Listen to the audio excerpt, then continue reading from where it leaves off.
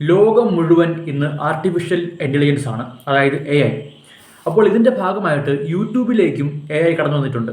അപ്പോൾ അതിൻ്റെ ഭാഗമായിട്ട് ഒത്തിരി ഇഷ്യൂസും ഉണ്ട്, അതുപോലെ തന്നെ കുറേ ഗുണങ്ങളുണ്ട്. ഗുണങ്ങൾ കുറവാണെന്ന് ഞാൻ പറയുള്ളൂ, പക്ഷേ ഇഷ്യൂസ് കൂടുതലാണ്.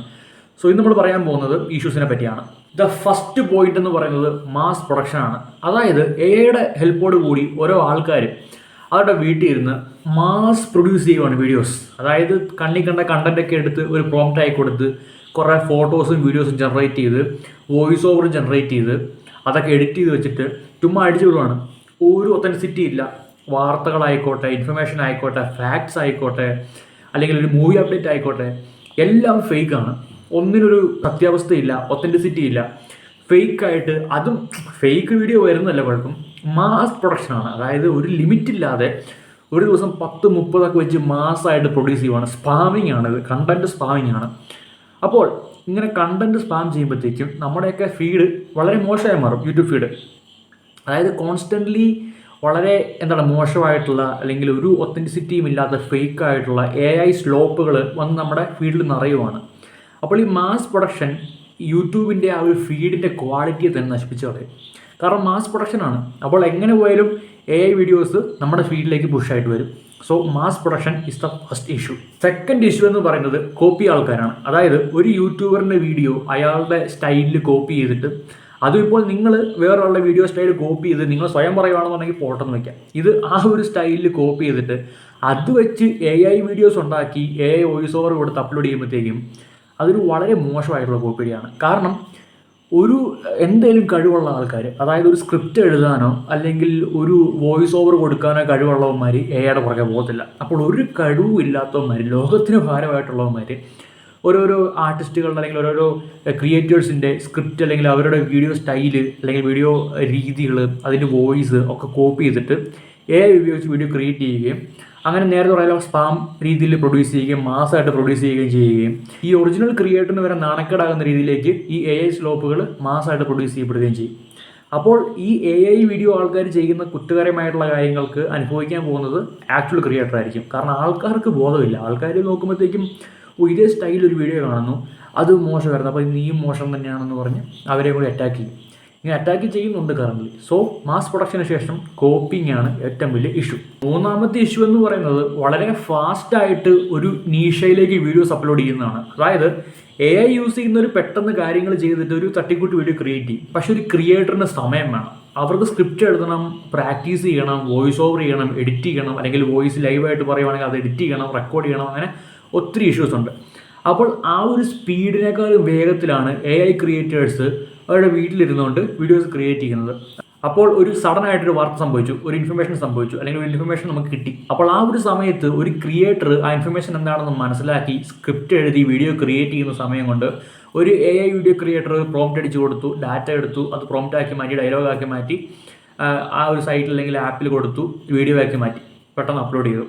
അപ്പോൾ അവിടെ ഫേക്ക് ആയിട്ടുള്ള അല്ലെങ്കിൽ ഒത്തൻറ്റിക് അല്ലാത്ത അല്ലെങ്കിൽ ഒരു ഹ്യൂമൻ ടച്ച് ഇല്ലാത്ത ഒരു കണ്ടന്റ് ഒരു ആക്ച്വൽ ഹ്യൂമൻ ബീയിങ്ങിൻ്റെ വീഡിയോക്കാളും മുന്നേ ആളുകളിലേക്ക് എത്തും. ആളുകൾ നോക്കുന്നത് എന്തെങ്കിലും കണ്ടാൽ മതി. അവർക്കൊരു വാർത്ത സംഭവിച്ചു, പെട്ടെന്നൊരു ന്യൂസ് വേണം, യൂട്യൂബിൽ കയറി സെർച്ച് ചെയ്തു, ആദ്യം വരുന്ന 10 AI ആണെങ്കിൽ അവർ കയറി ചെയ്തു, ജസ്റ്റ് വാച്ച്. അപ്പോൾ ആക്ച്വൽ ക്രിയേറ്ററോ അയാളൊരു 5 മണിക്കൂർ സമയം വേണ്ടി വന്നു വീഡിയോ ക്രിയേറ്റ് ചെയ്യാനായിട്ട്. ആ സമയം കൊണ്ട് 100 AI വീഡിയോസ് വന്നു കഴിഞ്ഞു. അപ്പോൾ ആക്ച്വൽ ക്രിയേറ്റേഴ്സിന് AIയുടെ പേസിനെ മാച്ച് ചെയ്യാൻ പറ്റുന്നില്ല. അവർക്ക് AI ആയിട്ട് കമ്പീറ്റ് ചെയ്യാൻ പറ്റുന്നില്ല. ഇപ്പോൾ ഒരു ലീഷർ കണ്ടന്റ് ചെയ്യുന്ന ആളാണെങ്കിൽ ശരി, അയാൾക്ക് സമയമെടുത്ത് എപ്പോഴാണ് അപ്ലോഡ് ചെയ്യാം, അത് കാണേണ്ടവർ കാണും. പക്ഷേ വളരെ സഡനായിട്ട് വേണ്ട ന്യൂസ്, ഇൻഫർമേഷൻസ്, ഫാക്ട് ചെക്കൊക്കെ ആണെന്നുണ്ടെങ്കിൽ അവിടെ AI കണ്ടന്റ് ക്രിയേറ്റേഴ്സിന് ഒരു അപ്പർ ഹാൻഡ് ഉണ്ട്. അതും ഒരു ഗുഡ് അപ്പർ ഹാൻഡ് ഒന്നുമല്ല, അതൊരു വളരെ മോശമായിട്ടുള്ള അപ്പർ ഹാൻഡാണ്. അപ്പോൾ ആക്ച്വൽ ക്രിയേറ്റേഴ്സിനെ അവിടെ മാച്ച് ചെയ്യാൻ പറ്റുന്നില്ല, ദേ ആർ ഹെൽപ്ലെസ്. സോ അതാണ് മൂന്നാമത്തെ വലിയ ഇഷ്യൂ എന്ന് പറയുന്നത്. Finally my opinion is that AI is here to stay. AI വന്നു കഴിഞ്ഞു, നമുക്കിനി അൺഡു ചെയ്യാൻ പറ്റത്തില്ല, റീപ്ലേസ് ചെയ്യാൻ പറ്റത്തില്ല. AI വന്നു കഴിഞ്ഞു, ഇനി നമുക്കതിനെ അഡ്ജസ്റ്റ് ചെയ്ത് പോകാനേ പറ്റത്തുള്ളൂ. So in that case let me tell you one thing. അതായത് AI എന്തിനാണ് വന്നേക്കുന്നത്? ഇപ്പോൾ നിങ്ങൾ പറയുമായിരിക്കും നിങ്ങളുടെ പണികൾ എളുപ്പമാക്കുവാനായിട്ട്. ഒരു SI എഴുതാൻ അറിയത്തില്ല, അല്ലെങ്കിൽ SI എഴുതാനൊക്കെ എല്ലാവർക്കും പറ്റും, പക്ഷേ സമയമില്ല, അപ്പോൾ AIക്ക് വർക്ക് കൊടുത്തു. അല്ലെങ്കിൽ പല പല വർക്കുകൾ AI ചെയ്യുന്നുണ്ട്, കാൽക്കുലേഷൻസ് ഒക്കെ ചെയ്യുന്നുണ്ട്. സോ അതൊക്കെ AI ചെയ്യട്ടെ, അപ്പോൾ ഞങ്ങളുടെ പണി എളുപ്പമാവുമല്ലോ. ഓക്കെ, അപ്പോൾ പണി എളുപ്പമാകുമ്പോഴത്തേക്കും നിങ്ങളുടെ ഹോബീസ്, അതായത് ഒരു പാട്ട് പാടുക, പാട്ട് ക്രിയേറ്റ് ചെയ്യുക, ഒരു ആർട്ട് വർക്ക് ചെയ്യുക, ഒരു വീഡിയോ ക്രിയേറ്റ് ചെയ്യുക, ഹോബീസ്, ആ ഹോബീസും AI കൊടുത്താൽ ലൈഫിൽ എന്തുണ്ട്? കൺസ്യൂം ചെയ്ത് എങ്ങോട്ടാണ് നിങ്ങൾ കയറി പോകുന്നത്? കൺസംഷൻ നിർത്ത്, start to create something. AI ക്രിയേറ്റേഴ്സിനാണ് ഞാൻ പറയുന്നത്. You got create something. Okay, ഈ AIക്ക് വർക്ക് ഓക്കെ, നിങ്ങളുടെ ജോലിക്ക് അത് സത്യം പറഞ്ഞാൽ AI ആവശ്യം നമുക്കില്ല. We got some super computers here. ഇത് മതി നമുക്ക് ജീവിക്കാനൊക്കെ ആയിട്ട്.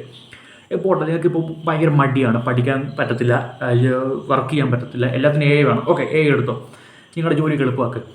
അപ്പോൾ ഹോബീസിൽ എന്തിനാ AI ആർട്ട് എന്തിനാ, AI മ്യൂസിക് എന്തിനാ, AI വീഡിയോ ക്രിയേറ്റേഴ്സ് എന്തിനാ? ഹോബീസ് എങ്കിലും മര്യാദയ്ക്ക് ചെയ്യും, അതും AI വേണം. പിന്നെ നിങ്ങൾ സ്വന്തമായിട്ട് ചെയ്യുന്ന കൺസംഷൻ മാത്രം. സീരീസ്, സിനിമ, TV, ഗെയിംസ് എല്ലാം കൺസംഷൻ മാത്രമേ ഉള്ളൂ, ക്രിയേഷൻ ഒന്നും നിങ്ങൾ ചെയ്യുന്നില്ല.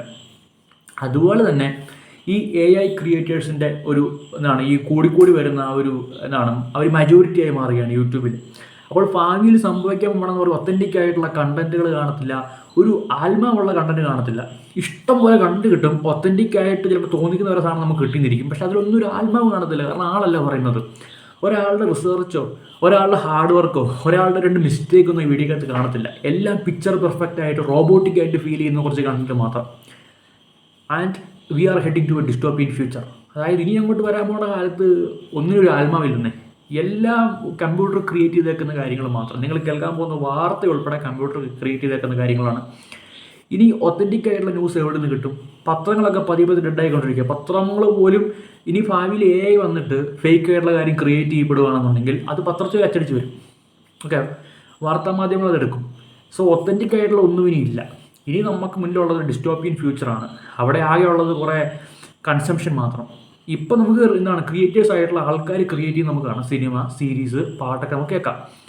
ഒരു 10-30 കൊല്ലം കഴിയുമ്പോഴത്തേക്കും അതും AI ക്രിയേറ്റ് ചെയ്യാൻ തുടങ്ങും. അപ്പോൾ അവർക്കും ജോലി പോകും. അവസാനം എല്ലാവരും ഇത് കൺസ്യൂം ചെയ്ത് അവസാനം തൊഴിലില്ലാത്ത അവസ്ഥയാകും.